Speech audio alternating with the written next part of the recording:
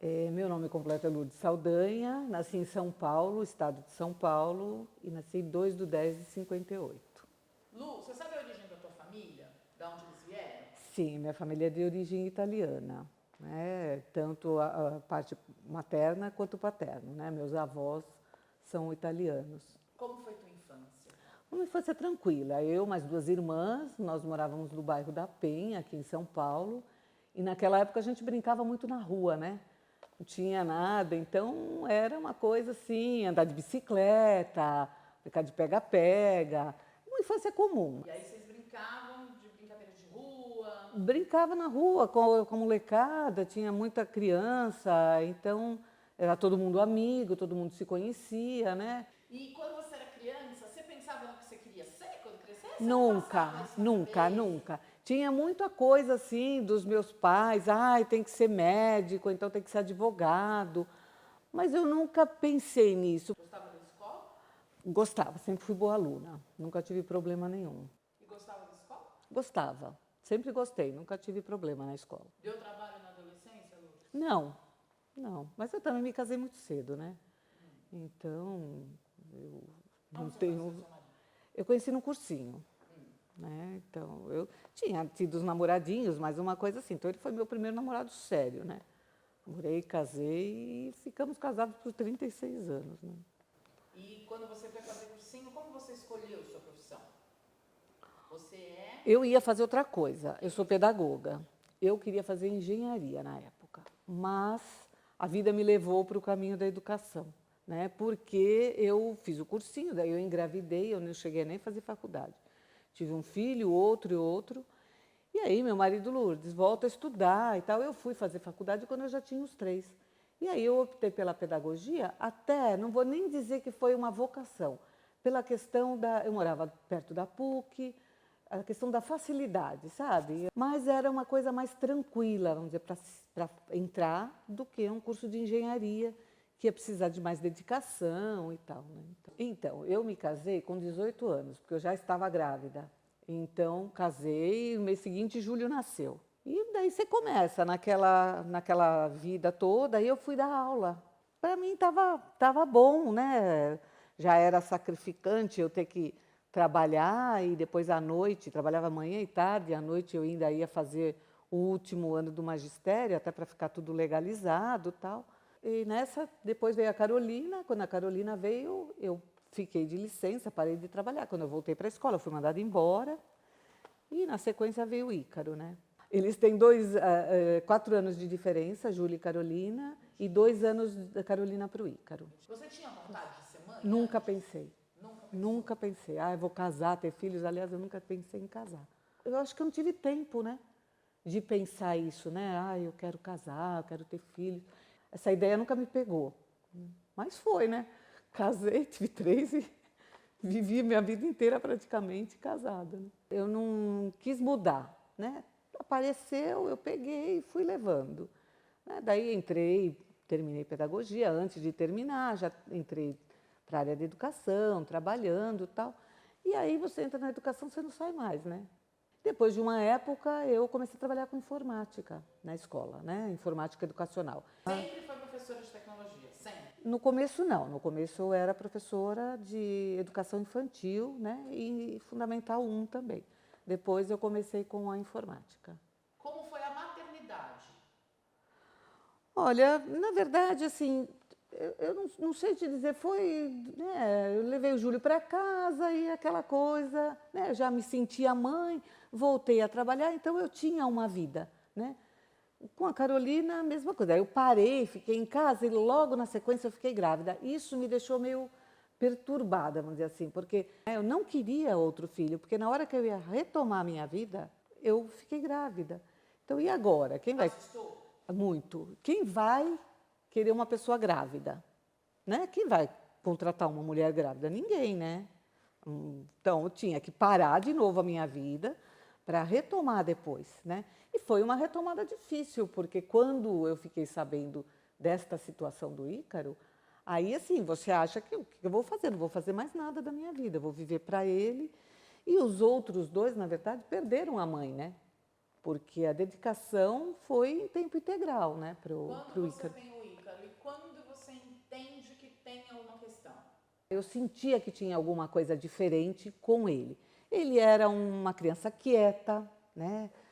Mais quieta que os outros. Se você punha sentado, se ninguém falasse com ele ficava bonzinho. Se não fosse pegar para alimentar, ele não reclamava. Então, você percebe que é uma coisa. As pessoas às vezes falavam, porque é terceiro filho e tal. Eu acho que a minha sorte é que eu nunca fui uma pessoa que deixei de lado a situação de levar ao pediatra todo mês para ver como é que estava. E foi aí que a gente descobriu a situação do Ícaro, né? Que eu te disse com 8 meses que ele começou a ter um atraso, na verdade.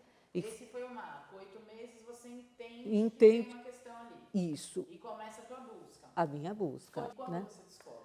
Então, eu descobri quando eu fui ao geneticista. Nós esperamos 3 meses, ele fez um exame minucioso no Ícaro. E ele me falou, olha, eu já sei o que ele tem, mas eu vou esperar o exame. Foram 3 meses, porque o exame foi para os Estados Unidos para ser feito, tal. Quando veio o resultado, não tinha nada. Aí ele falou, olha, o exame dele não tem nada. Aí eu vou te dizer uma coisa que eu não costumo dizer para ninguém. No caso do seu filho, foi Deus que quis, né? Então, eu não tenho um prognóstico, eu não tenho de falar, olha, vai andar com X, porque eu tinha muita ansiedade. Ele vai andar, ele vai falar, ele vai para a escola, o que vai. Ele falou, eu não tenho essa previsão, né? Como vai ser? Se tivesse alguma diferença aqui, a gente poderia traçar, mas não teve nenhuma alteração no exame dele. Então eu não tenho como te dizer.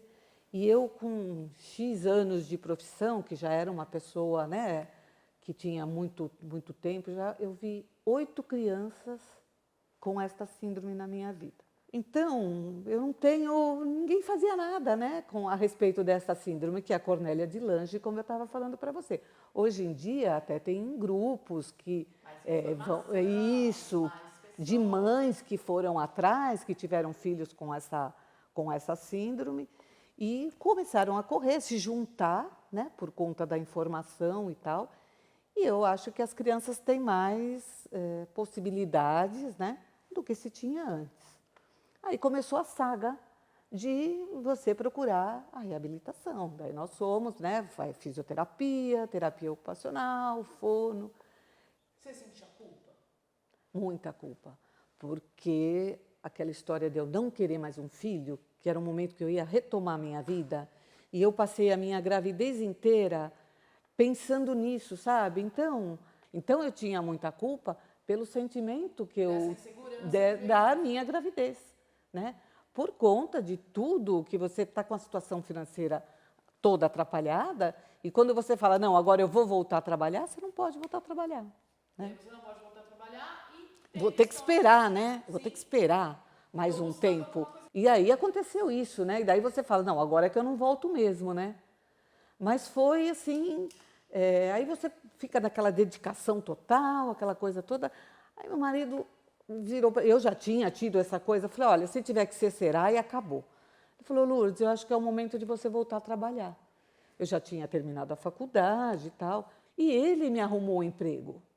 Ele me arrumou um emprego, sabe? Começaram a abrir umas creches e tal, ao longo do metrô, e eu fui trabalhar nessa creche modelo aí.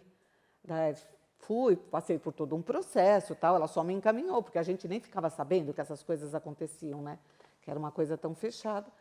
E eu voltei a trabalhar. Essa retomada foi fundamental. Muito, para mim foi, muito. Eu achei que no começo, quando eu falava por quê, né, que eu achava que era uma punição por eu não querer o filho, eu descobri que ele era um presente para a nossa vida. Ele trouxe muita coisa boa, né, em questão de união da família, de laços e tudo mais, né? E quando eu perdi meu marido, porque eu falei, eu não tive luto, porque meu marido faleceu em maio, final de maio, e o Ícaro começou a fazer a radioterapia na sequência aí, sabe? Eu não tive tempo de chorar. Fez falta? Muita falta, muita falta. Eu me sentia muito sozinha, né? E eu acho que o Júlio ficou comigo. Teu mais velho. Por conta disso. Então, ele assumiu o papel de tudo, sabe? E aí você se vê viúva, perdendo um filho, é um lugar, acho, mais forte de toda Tudo, mulher. não tem, Não tem, acho que palavra que não define, tem, né? não tem. É uma dor que você não tem, não dá para mensurar, sabe? Não dá. Tem um sonho, Lu? Sonho. Qual é o seu sonho? O que você quer? Agora, para minha vida, eu acho que quando aconteceu tudo isso, eu tinha dois caminhos, que eu acho que é o meu livre-arbítrio, né? Ou eu ia fechar e ficar uma pessoa eternamente amargurada, ou eu ia viver a minha vida, né? E fazer o que eu tinha que fazer, que eu não fiz, né? Eu nunca viajei, eu não podia que nem estar aqui com você conversando, eu não podia, porque eu tinha uma preocupação de voltar, De montar o teu porque o Ícaro tinha uma rotina e precisava de mim. Então, eu daria tudo para continuar nessa rotina, entendeu? Mas já que eu não posso, eu quero cuidar de mim agora, né? Fazer o que eu não fazia. Faz quanto tempo ele foi embora? Ele foi em 2018. Então, Foi? o Lídio foi em 2013. Então, foram, assim, 5 anos depois que o pai foi, ele foi também. Aí você falou, você tem um sonho, cuidar de você? Cuidar de mim. E quando você olha para o futuro, você pensa em quê, Lu? Olha, eu penso em ser feliz, sabe? Em não ter... Porque eu tenho os meus filhos, eu quero que os meus filhos vivam bem, né? E quero deixar um legado, assim, vamos dizer, de alegria, sabe? E o fato de eu ter tido Ícaro não foi porque, às vezes, eu via as pessoas, nossa, o filho faleceu e não está mais aqui e está dando risada. Gente, isso não muda o fato do que eu sinto. Seguir não apaga o que você Né? Não. Né? E a gente, assim, a gente tem muita coisa legal que a gente lembra dele, eu e o Júlio, que é o mais próximo, né? Porque vamos dizer assim, as coisas que ele fazia, a gente dá risada. Então a gente vive dando risada, lembrando dele, né? E ele era muito espirituoso, né, para as coisas. esse lugar da tristeza, né? Não. E ele, assim, quando ficou doente, olha, foi um exemplo, viu, Patrícia? Porque eu nunca vi esse menino baixo astral. Ele não estava bem, ele fez 28 sessões de radioterapia. Então, assim, todo dia tinha a folga de sábado e domingo.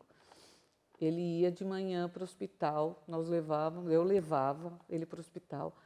Ele tomava anestesia, porque não ia ficar quieto, você tem que ter um lugar, então era sempre com anestesia geral. Ele tomava anestesia, fazia radioterapia, esperava ele voltar, daí ia para casa. Então a gente ficava a manhã inteira. Mas as pessoas que nos atenderam lá, gente, foram anjos na minha vida. Tem alguma coisa de tudo isso que a gente falou, e eu já te agradeço imensamente, Lourdes, foi um grande encontro mesmo. Tem alguma coisa que a gente não falou e que você gostaria de deixar registrado no teu material? Olha, é assim, o Ícaro, né, que eu falei, ele veio um símbolo de união da minha casa, né? E a partir do momento que eu comecei, porque até então a minha vida era cinza. É engraçado isso, porque eu pego algumas referências, né, eu assisto muito filme, eu gosto muito, e tem um filme que eu vi, eu falei, nossa, é a minha vida. O filme se chamava Vida em Preto e Branco. É um filme antigo. E quando eles começam a descobrir os prazeres da vida, a vida começa a ficar colorida, né? E o Ícaro foi isso, ele me fez enxergar a minha vida de uma maneira diferente, porque eu acho que se o Ícaro não tivesse vindo para mim, eu seria aquela pessoa que eu era quando ele nasceu, sabe? Sem propósito, entendeu? Eu era sem propósito. Eu ia, como eu te falei, eu nunca tive o sonho de ser mãe e eu ia continuar. Eu acho que eu ia passar pela vida, aquela coisa, sabe? E não ia fazer nada. Ia chegar agora e falar para você, nossa, olhar para trás e falar, gente, o que eu fiz, né? Então eu posso não ter grandes feitos, mas ter o Ícaro foi tudo na minha vida. Muito obrigada. Foi uma honra e foi um prazer ao mesmo tempo. Obrigada a vocês, gente.